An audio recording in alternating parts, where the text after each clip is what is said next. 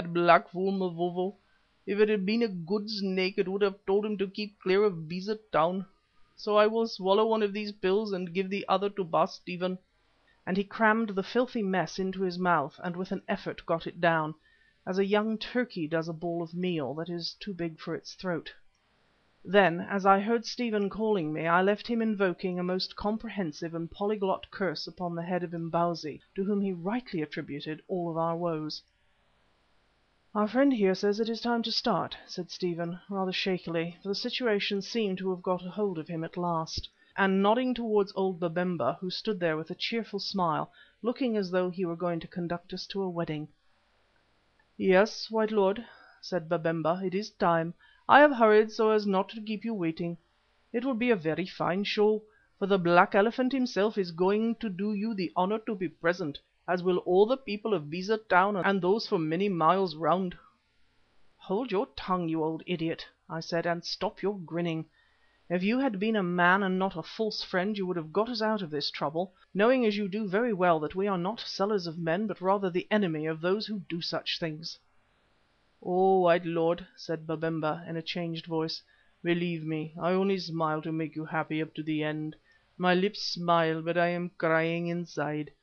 I know that you are good, and have told Bausi so, but he will not believe me, who thinks that I have been bribed by you.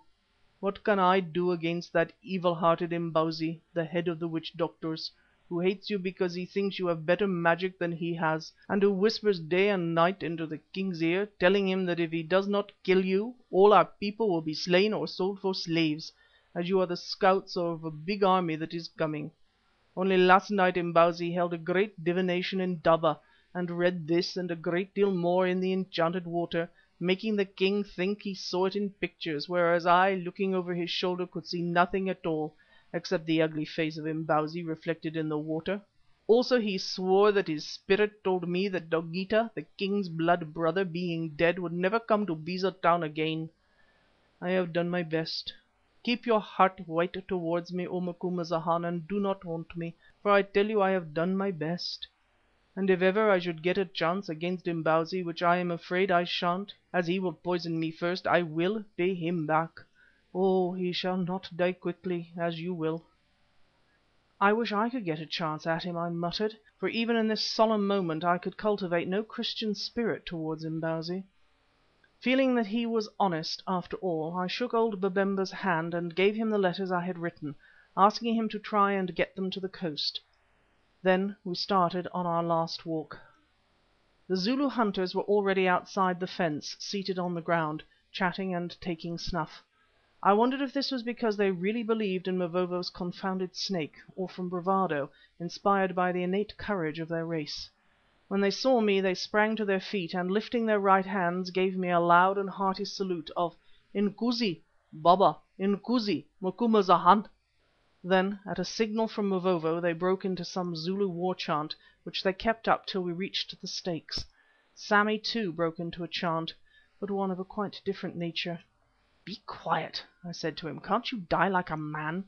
"No, indeed I cannot, Mr. Quatermain," he answered, and went on howling for pity in about 20 different languages. Stephen and I walked together, he still carrying the Union Jack, of which no one tried to deprive him.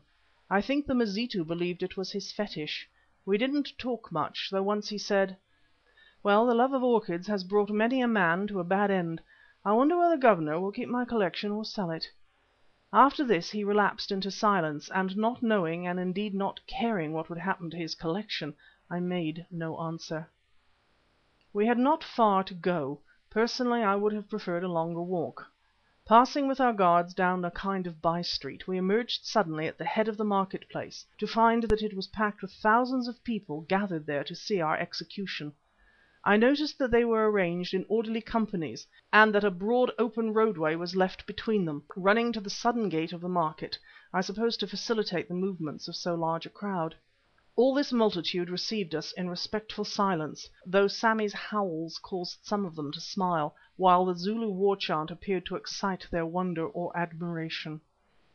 At the head of the market-place, not far from the king's enclosure, 15 stout posts had been planted on as many mounds.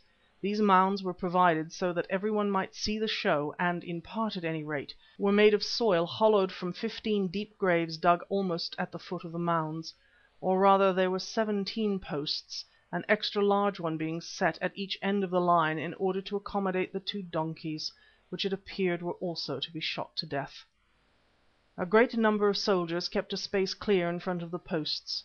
On this space were gathered Bausi, his councillors, some of his head wives, Imbozwi more hideously painted than usual, and perhaps 50 or 60 picked archers with strung bows and an ample supply of arrows, whose part in the ceremony it was not difficult for us to guess.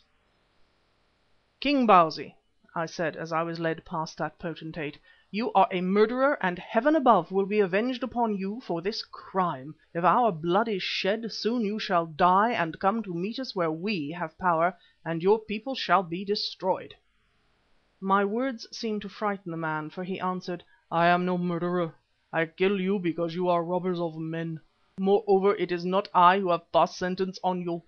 It is Imbozwi here, the chief of the doctors, who has told me all about you, and whose spirit says you must die unless my brother Dogeetah appears to save you.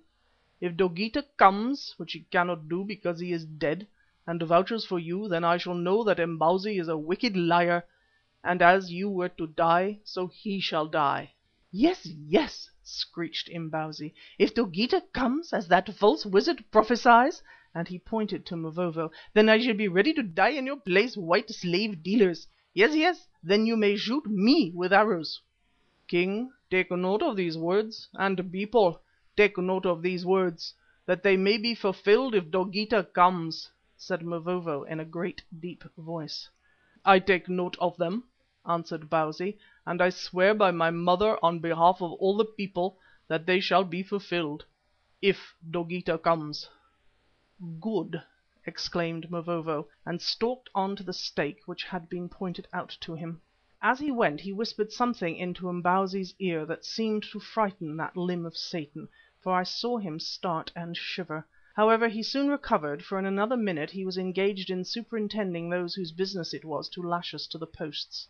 This was done simply and effectively by tying our wrists with a grass rope behind these posts, each of which was fitted with 2 projecting pieces of wood that passed under our arms and practically prevented us from moving. Stephen and I were given the places of honour in the middle, the Union Jack being fixed by his own request at the top of Stephen's stake. Mavovo was on my right, and the other Zulus were ranged on either side of us.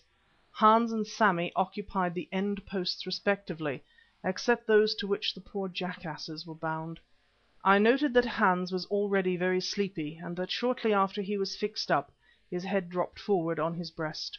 Evidently his medicine was working, and almost I regretted that I had not taken some while I had the chance.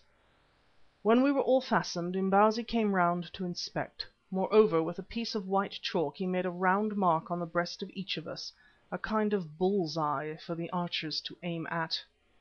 "Ah, white man," he said to me as he chalked away at my shooting coat, "you will never burn anyone's hair again with your magic shield. Never, never. For presently I shall be treading down the earth upon you in that hole, and your goods will belong to me."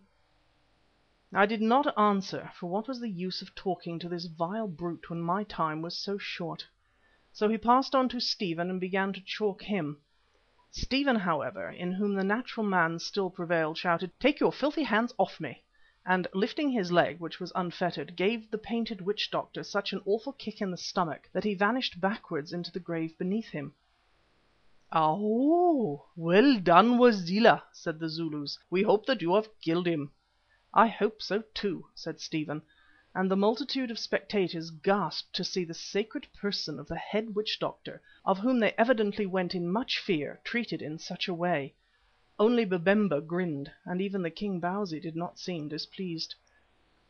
But Imbozwi was not to be disposed of so easily, for presently, with the help of sundry myrmidons, minor witch doctors, he scrambled out of the grave, cursing and covered with mud, for it was wet down there.